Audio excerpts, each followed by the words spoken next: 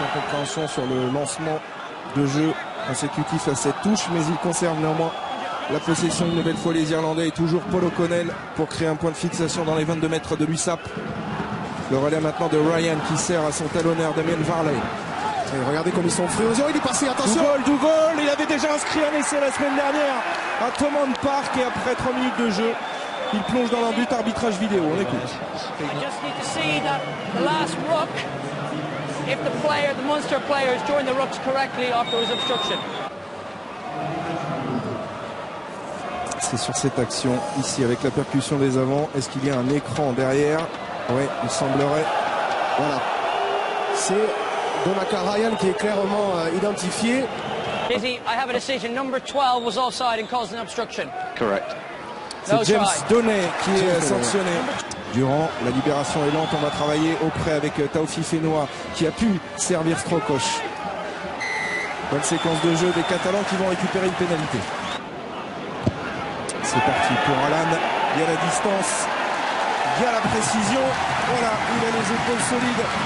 Ce jeune joueur italien et il ouvre le score. 3-0 ici après 5 minutes de jeu. Et deux joueurs déjà de part et d'autre. Un joueur de part et d'autre avec carton jaune, c'est peut-être aussi ce qui induit l'indécision au niveau des sanctions. Carton jaune de la part de M. Doyle.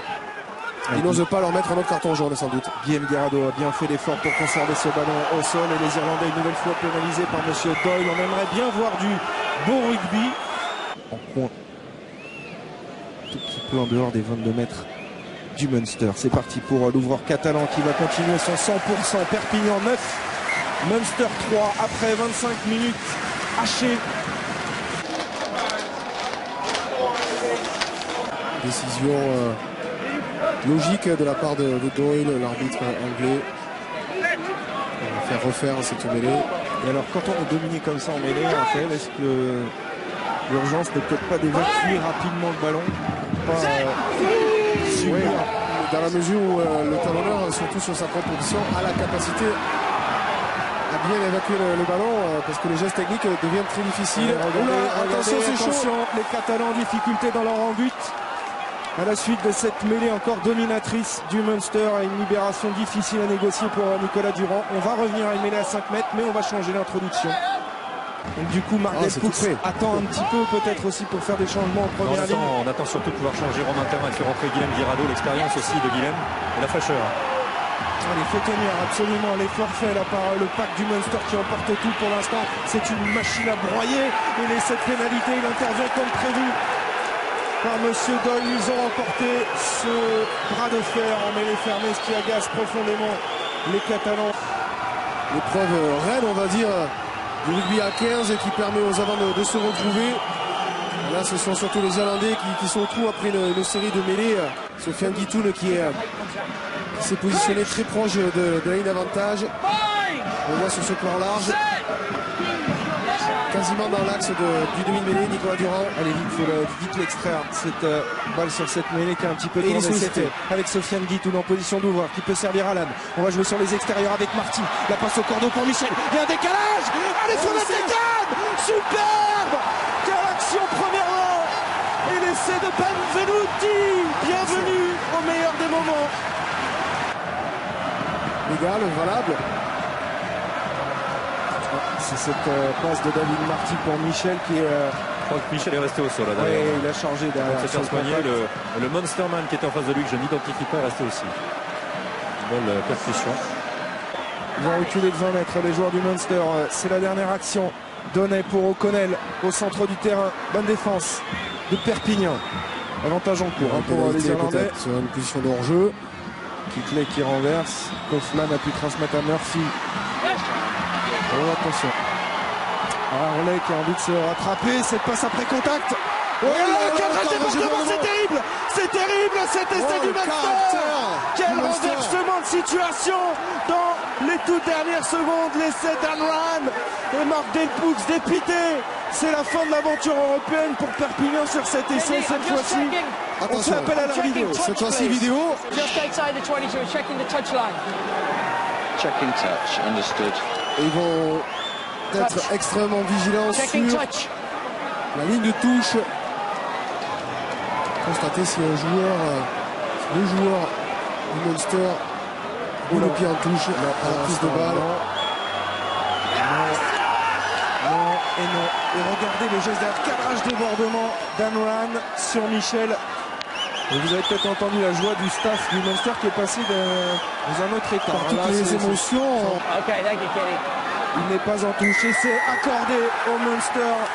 La déception sur le visage de Geoffrey Michel.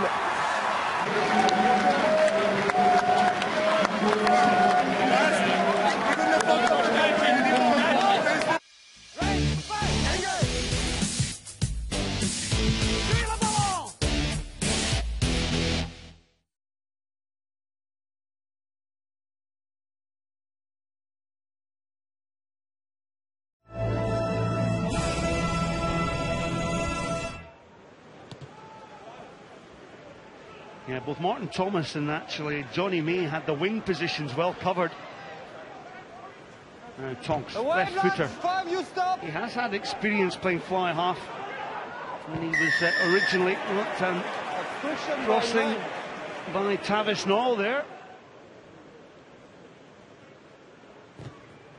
He struck it well. Has he got the accuracy? Indeed he has the accuracy. A super struck penalty there. Goes for the chip play. Now this is covered by Johan Dominguez, the Argentine centre. 7 and 8. Played well against Perpignan in the round 2 for Edinburgh. Now there's a man over here. If they could have released that pass there from Zach van der Westhuizen. In 10, 7 and 8 in 10 meters. As he strikes this ball from left to right. Now, has he got the distance? He has, and it's up and over the bar. Tabajuk finds his man. So Morgan right on, as you suggested, to set up this drive up to the 22-metre line. Noyle right behind there. He's involved as well. This is more like a Gloucester 8, and they're splintering the Edinburgh defence. Morgan leading the charge. Gloucester, can they go over for the opening try? Penalty try here from ref Roman Clark. In under the post he goes, because Edinburgh threw bodies at it, and a penalty try opens up the scoring for Gloucester, and that's got Kingsholm absolutely alight again. That's the Gloucester we know, isn't it, Scotty? Tiga, he was looking for Fife on the outside. Dougie Fife, who's hardly touched the ball in this first half. Forward, makes good yards. Lucas Blow, it's all about your front five making yards as well. Advantage being played. First, you lost your support, Can he get the weight behind this ball? Yes, he can. So Jack Cuthbert slots his third penalty. Held at the back then. Another scrum, but it's come on. Well, another one for the Gloucester front row.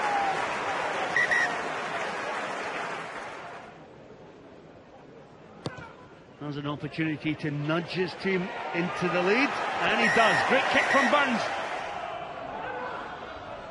Hart then gets the ball into Ollie Atkins' hands. Atkins is also off the bench for Edinburgh. Tuapisa making a nuisance of himself. This is Rory Grant. That's the 5-metre line just there. From the side, leave it. Now Edinburgh, can they be patient? An advantage being played. The pick up and go here by Connell Dupree, the number 8. Now opportunity here. Atiga goes for the line. Can he get over? Yes, he can. Ben Atiga for Edinburgh silences Kingsholm with a well-taken try. Spirited play there from Edinburgh. But it all goes back to Gloucester's inability to relieve pressure from their own 22. Well, Sila Tuapisa, he's been taken into the ball, but he's been held up. The choke tackle is effective from Edinburgh. Look at the clock. Look at Roman Poit, the referee. Edinburgh with a historic win. And Grant Gilchrist to Alistair Dickinson, who used to play for Gloucester Rugby, celebrate a famous win in this Heineken Cup. Well, Edinburgh were absolutely on the rack at one point.